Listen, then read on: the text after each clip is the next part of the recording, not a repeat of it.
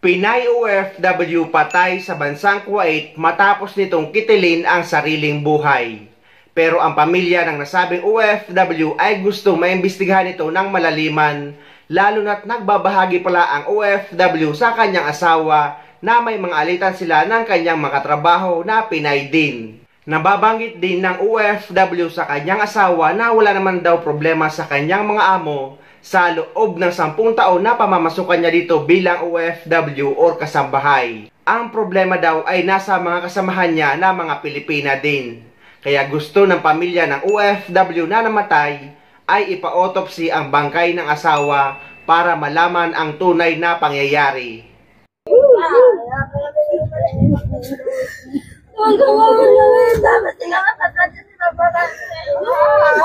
Ang dapat masayang pagsalubong sa minamahal sa airport naging dalamhati sa pamilya ni Kuya Cesario Tabangay, residente ng Barangay Tarak, Pagudpud, Ilocos Norte. Ang kanila kasing inaantay ay ang mga labi ng kanyang asawang 10 years ng OFW na si Tessie Garvida Tabangay na umano'y kinitil ang sariling buhay, ngunit hindi sila kumbinsido dito. Hindi sila naniniwala na magagawa ito ni Ate Tessie.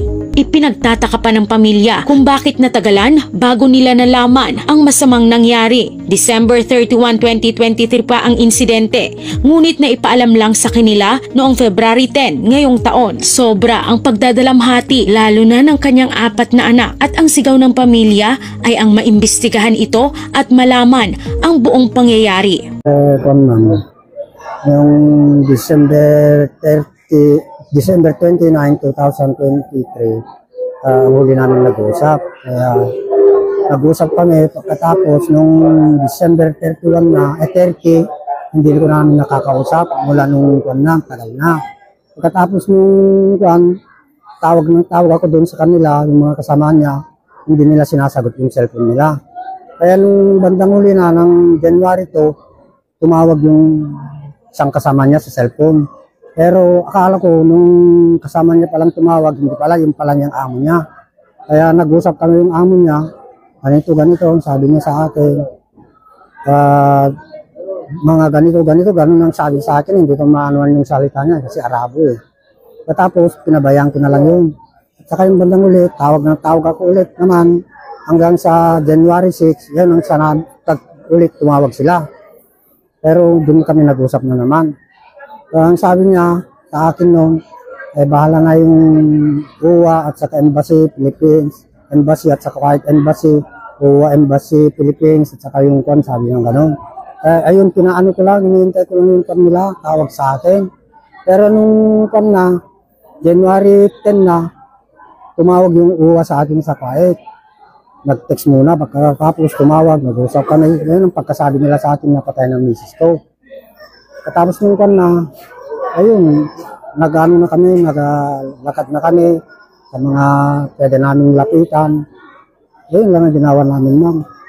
Sir, ano po yung parang senyales na parang na-sense na natin na may masamang nangyari sa asawa natin doon sa week?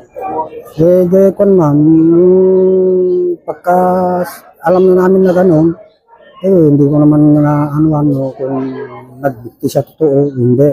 Everyday po ba yung communication? Everyday, ma'am. Tuwing umaga na nga dito, palagi siyang kami nag-uusap. Pero wala pong parang mga signs na mag-commit siya ng ganung klaseng act po na mag-suicide po. Allegedly, yung asawa niya. Ang sinasabi niya, ma'am, kasi yung kasama niya, dalawa sila bali 3 sila sa bahay. Yung isa, Tagalawag, yung isa sa Nicolas.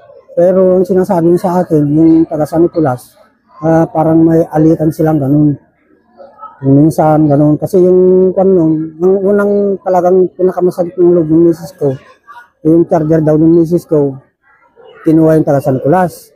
Pagkatapos, sabi yung taga San Nicolas, hindi niya sa kanya misis ko yun. Pero sabi ng misis ko, sa akin yan, sabi ng misis ko, tignan mo yung numero sa akin yung number yung charger. Sabi ng ganun. Tinignan nila yung 3.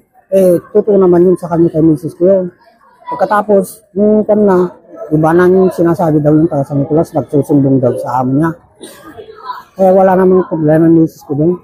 10 taon na dun sa amo niya. Matagal na po ang alitan ng asawa niyo sa mga kasamahan niya sa Kuwait? Matagal naman, mga kalahating taon na yun eh. Pero ganun na rin sinasabi sa akin ng misis ko. Pero yung amo niya, sir, kumusta naman yung pakikita ng amo niya sa misis niya, sir? Ano ma'am? Kumusta po yung pakikitungo ng amo ni misis niyo, kay misis niyo? Ayos naman ma'am, wala namang problema sa amo niya. Sabi niya, bakit magbabakasyon ka? Sabi daw yung amo niya, para mo ng bahay dito, sabi niya ng ganun misis ko. Pagkatapos, ang kwan niya, talagang ayaw niya talaga umuwi talaga yun. Pero hindi naman ganun pinapayagan yung amo niya. Eh, nung ganun na nangyari misis ko, hindi naman sinabi at sa akin na kagad, pero ang pagkasabi ng uwa, hindi na daw nakikoordinate yung amo niya. Nung matay ng misis ko. Sir, yung mga gamit ni misis niyo, sir, na nakuha niyo naman lahat, wala naman po yung mga naitago, yung mga kasama, basta naman, sir.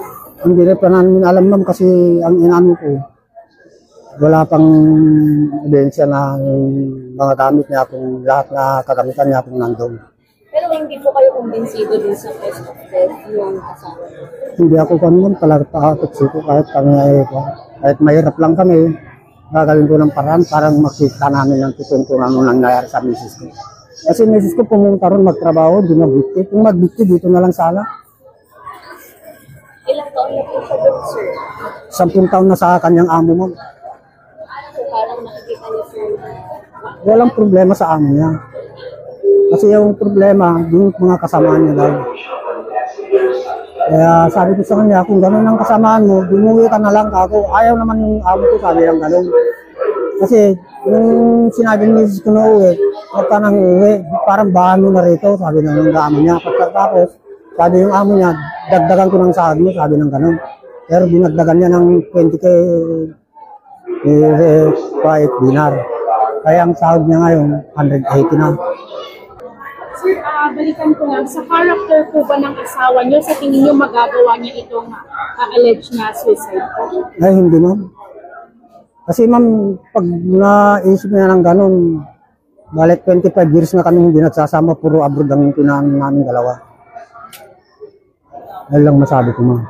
25 years na hindi kami nagsama, 35 years na kami nag-asawa ma'am. ano po yung mga huling nabanggit niya, sir, sa inyo nung huling pag-uusap niyo sa December 29? Kaya yung sinabi sa akin sa December 29, tapusin ko na lang itong taon na to, hindi na ako babalik. Ayun lang ang sinabi niya sa akin ma'am. Yun ang huling-huling sinabi niya sa akin. Pero wala naman siyang mabigat na problema na sinasabi sa inyo, sir, o iniisip? Wala naman mabigat na sinasabi, pero kung lang niya, kung lang sinasabi sa akin yung dalawang kasama niya sa bahay. Kasi pinakikalaman nila rin yung gamit niya eh. Kasi pag yung kasama niya dalawa, pag walang load yung mga cellphone niya, kasi dalawang cellphone ng misis ko eh, pinapahiram niya sa kanila na yung isang cellphone. Kaya sabi ko sa kanya, bakit ganun? Ako, dapat kayo lang magsama-sama, puro ilukahan kayo ako sa kanila eh. Kaya yan din ang mahirap minsan na kahit kapwa mo Pilipino ay kailangan mo ding mag-ingat. Dahil may mga kaso ng ganito na kung sino pa ang mga kababayan mo ay sila pa ang magpapahamak sa iyo. At ang worst ay aabot sa ganyan na may mamamatay. At kadalasang nagiging dahilan ay inggit. Dapat talaga maimbestigahan at matutukan ang ganitong kaso. Lalo na't paulit-ulit na nagbabahagi ang nasabing OFW sa asawa niya na may mga alitan sila ng kanyang katrabaho at hindi maganda ang kanilang samahan kahit pa magkakababayan. At sana makamit ni kabayan ang hustisya. At kung may dapat managot, lalo na kapag napatunayan na may kinalaman ang mga kababayan natin na katrabaho ng nasabing OFW, ay nararapat silang parusahan.